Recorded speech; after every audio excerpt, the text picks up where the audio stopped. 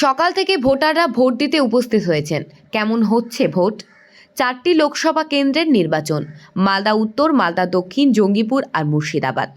News prime টাইমসের প্রতিনিধিরা রয়েছেন 4টি লোকসভা কেন্দ্রে। ভোট কেমন হচ্ছে দেখতে পাবেন আমাদের নিউজ প্রাইম টাইমসের পর্দায়। মালদা উত্তর হবিবপুর বিধানসভা থেকে কিছু ঘটনা উঠে আসছে, আমরা আপনাকে দেখাবো। তার সঙ্গে সঙ্গে আপনাদের দেখাবো মুর্শিদাবাদের রানীনগর হরিহরপাড়া থেকে কিছু ঘটনা উঠে এসেছে, সেটা আপনাদের দেখাবো। আমাদের সঙ্গে থাকুন এবং আপনারা দেখতে থাকুন নিউজ প্রাইম টাইমস, যেখানে প্রতিটি মুহূর্তই গুরুত্বপূর্ণ। আপনাদের সাথে সমস্ত ঘটনা একমাত্র আমরাই দেখাবো। একটু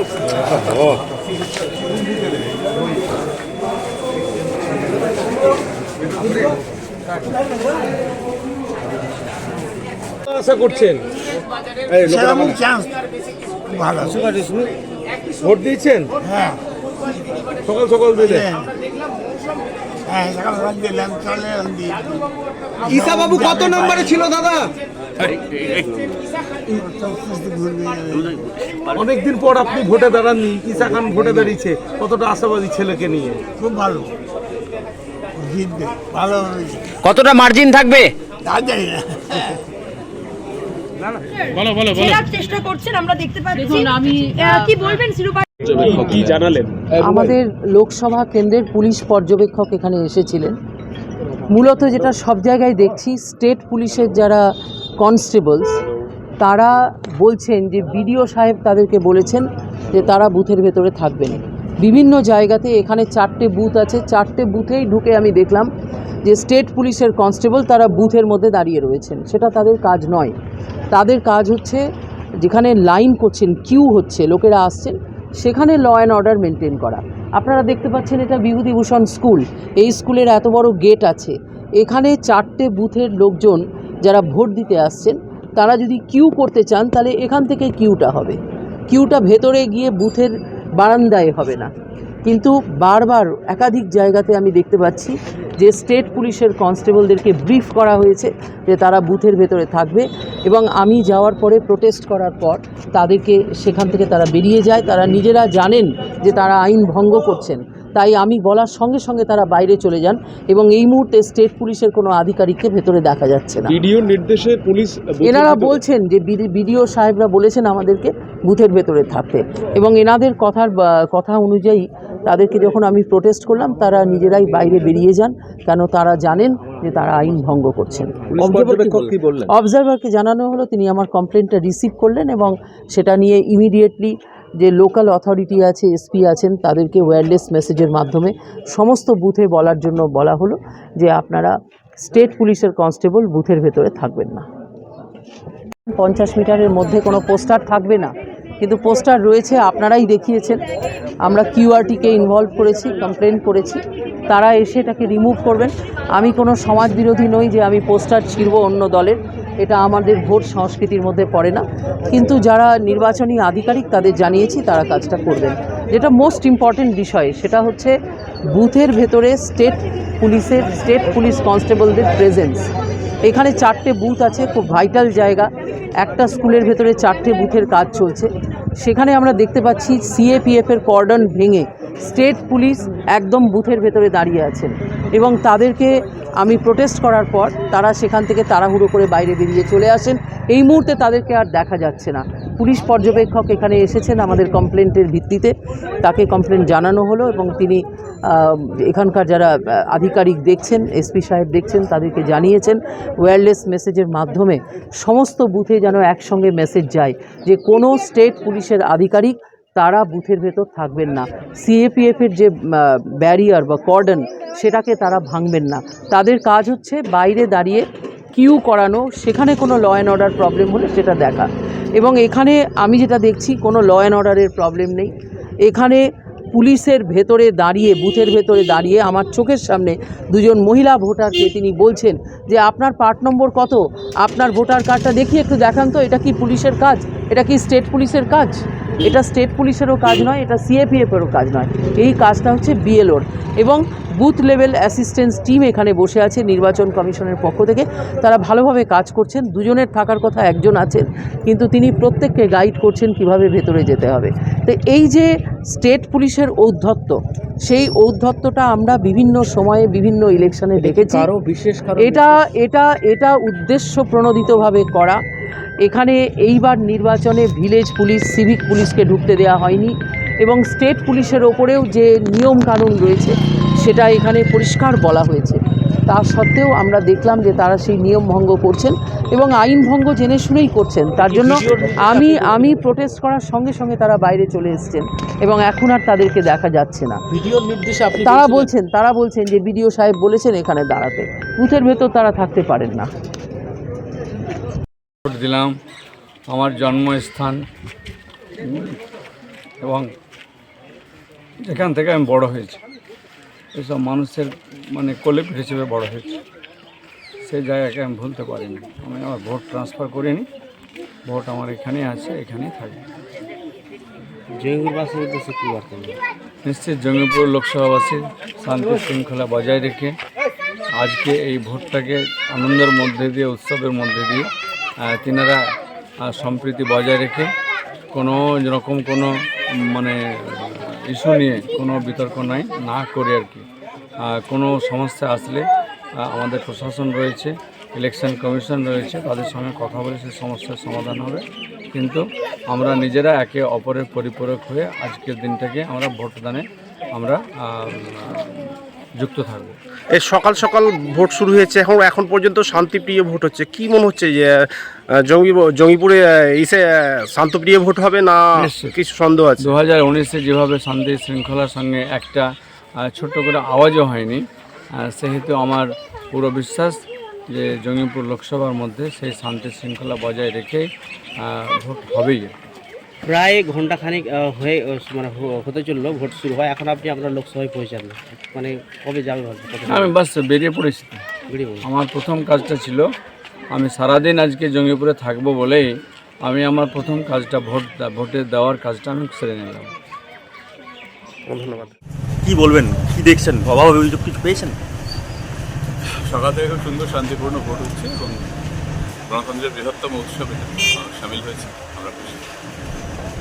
বলছি কোথাও অভাব অভিযোগ নেই, ইভিএম খারাপ বা এরকম কিছু? যেগুলো ছোটো ছোটো ইস্যু আছে যেগুলো অ্যাডমিনিস্ট্রেশন দেখছে, মেজর কোনো ইস্যু করেছিল পুলিশ, আর এখন 4 জন তৃণমূলের নকল এজেন্সি বসে আছে, একজন অরিজিনাল, 3 জন নকল। পুলিশ সব জানে, এই জন্য পুলিশ অ্যারেস্ট করছে না। ভোট টেস্ট করতে হচ্ছে, ভোটার আছে আমার, কিন্তু পুলিশকে বলছি, সেক্টর অফিসার বলছে পুলিশ অ্যারেস্ট করবে, ল অ্যান্ড অর্ডার পুলিশে দেওয়ার কথা, আর পুলিশের বাবু পালিয়ে গেছে। এই এখন উনি যাচ্ছেন। আমার ছেলে জেনে যাচ্ছিল, ভোট দিতে দেন আমরা ফিরে গেছি। ওরা ভোট আর ক্ষমতা ছিল, ওরা নিয়ে নিয়েছে। এখন কি হয়েছে? এখন কি আছে, আমরা ভোট দিতে যাচ্ছি, এই পর্যন্ত চলেছি। আচ্ছা, পয়সা ওইখান থেকে তাড়ে চলেছে। কারা ওরা এই একজন ছিল, ভোট দিতে দিচ্ছে না। না ভোট দিতে দেন ওখান থেকে তাড়ে চলে এলো। আমরা কইছি না আমার ভোট দিবা, হাত ছেলে তো কারোর কাছে যাইনি, ভোট চাইনি, প্রমাণ নাই। পয়সা তুই কেমন ভোট দিবি, তোর ভোট দাও কত সাপ। আচ্ছা, নিজের ভোটও দিতে দিচ্ছে না। দিছে না, এত খালি মোটা বাঁশ, এই খুঁটি ভাঙলে ঠিকার। আচ্ছা, আর ওই ঠিকার খুঁটি ভাঙে লিয়ে স্যার পড়বে। আর কি নাম আপনার? আমার নাম গন্নুর। কোথায় এই ঘটনা? এই ঘটনা এটি চাঁদমুনি। চাঁদমুনি। আচ্ছা, আপনার নাম? গন্নুর। ছেলের নাম কি? জাকির হোসেন। বিরোধীদের অভিযোগ যে আমরাকে ভোট দিতে দিচ্ছে না, বাজে কথা না, আমরা ওদের ভোট নাই, আবল তাবল কথা বলছে, একতরফা আমাদের লোক ভোট দিচ্ছে, অসুবিধা নেই। দলের লোক? আমি টিএমসি অঞ্চল চেয়ারম্যান এবং পার্টির পূর্ত কর্মদক্ষ ব্লকের। আচ্ছা, কোন বুথে এই সমস্যার কথা বলছে, যে বুথটা হচ্ছে 201? সমস্যা কোনো নাই, এটা মাদ্রাসা বুথ। আচ্ছা, 201 নম্বর বুথ, কোনো সমস্যা নেই, এখানে নির্বিঘ্নে ভোট হচ্ছে। বুথের নাম কি দাদা আপনার? চাঁদমনি অঞ্চল জুনিয়র হাই মাদ্রাসা। আচ্ছা, এখন ওরা দাবি করছে যে আমরাকে রাস্তায় ঘেরে আটকানো। বাজে কথা, বাজে কথা। কোথায় দেখেন, কোথায় বাড়া হচ্ছে, কোথায়? আপনার নাম? এমনি মফিজউদ্দিন, বাড়ি? চাঁদমনি।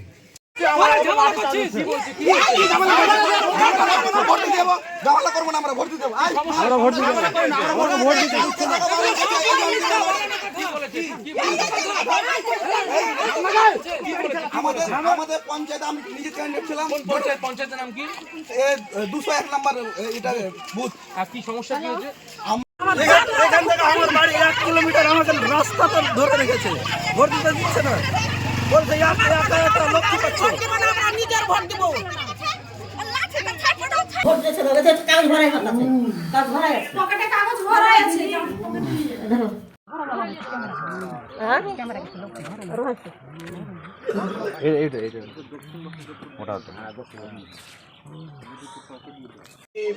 যতগুলো বুথে গেছে, দু একটা বুথে খুবই ছোটোখাটো বিষয়ে সমস্যা ছাড়া সেই সমস্যা এখন পর্যন্ত মুর্শিদাবাদ বিধানসভায় সবথেকে বড় যে একটা অভিযোগ, সেটা হচ্ছে আপনার রায়বুত সিং হাই স্কুল 10 নম্বর বুথ, মুর্শিদাবাদ বিধানসভা, আজিমগঞ্জ।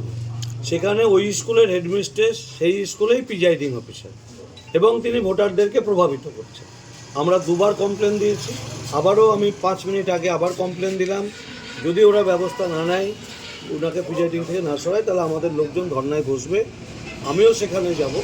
বাকি কুমিরদা, তেঁতুলিয়া অঞ্চল, কুমিরদা দুটো বুথে ভোটারদের যেতে বাধা দেওয়ান সকাল থেকেই চলছে, মাঝে মধ্যেই ধাক্কাধাক্কিও হচ্ছে। নওদা বুথ যেটা, সেটাতেও হয়েছে। আর আপনার কাপাসডাঙ্গা অঞ্চলের নেস্তা 78 নম্বর বুথ, সেখানে যারা পোলিং পার্টি তারা ভোটারদের প্রভাবিত করছে, অভিযোগ এসেছে, আমরা অভিযোগগুলো জানি। এই ঘটনা ছাড়া বাকি জায়গায় স্বতঃস্ফূর্তভাবেই এখন পর্যন্ত ভোট হচ্ছে। কোনো জায়গায় 300 ভোট পোল হয়েছে, কোথাও 200 পোল হয়েছে, এবং সব জায়গাতেই শান্তিপূর্ণ পরিবেশ এখন পর্যন্ত রয়েছে। আপনাদের কোনো বুথ এজেন্টকে বার করে দেওয়া? এখন পর্যন্ত আমাদের কোনো বুথ এজেন্টকে বের করে দেওয়ার ক্ষমতা তৃণমূলের হয়নি। আমাদের কর্মীরা লড়াই দিয়েই বুথে রয়েছে।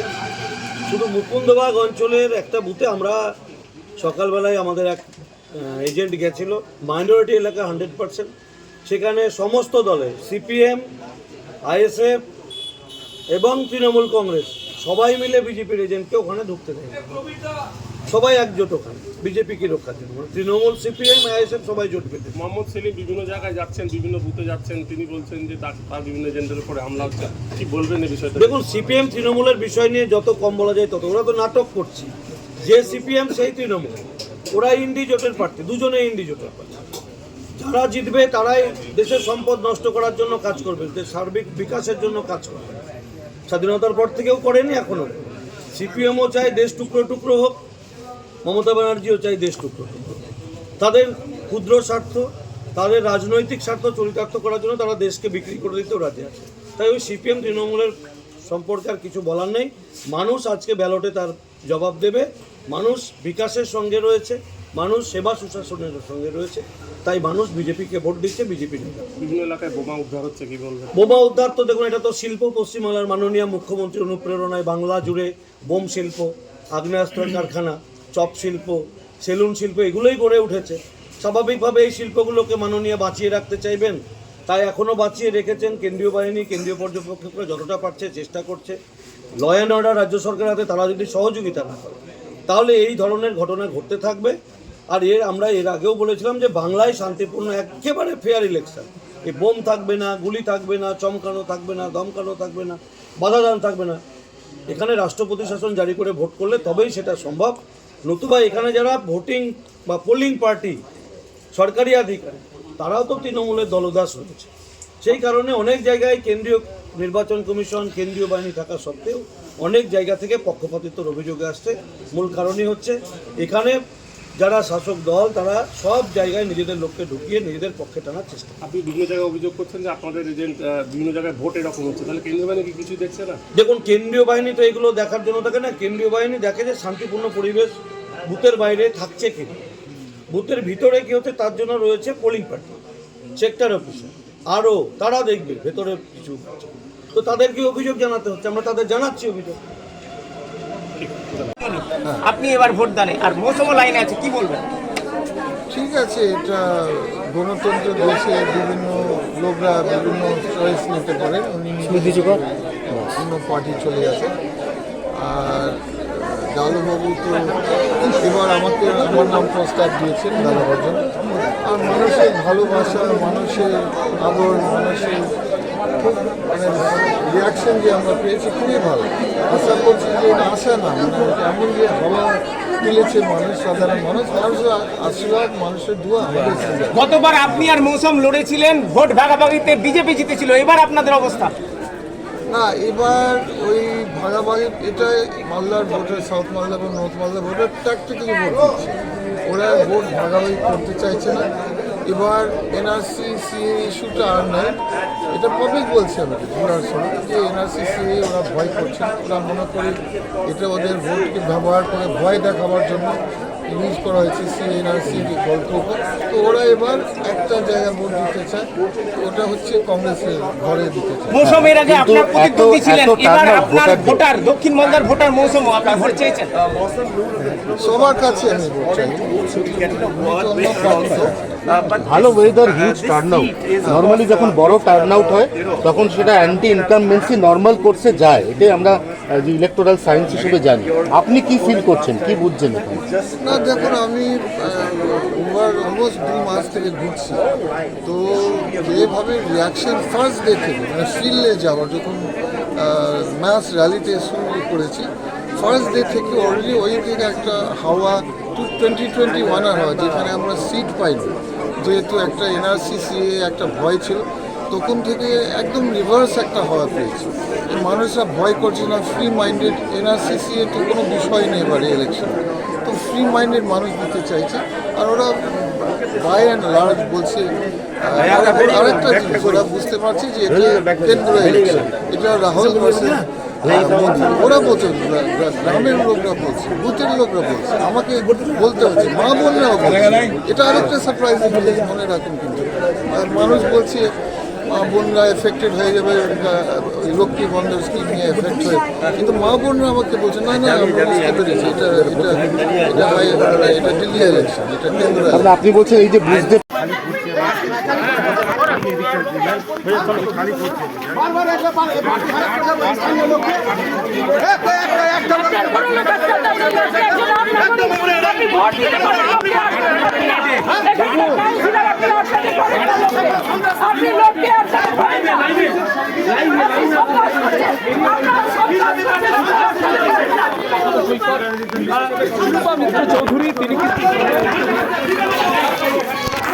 আরে কি করছো তুমি?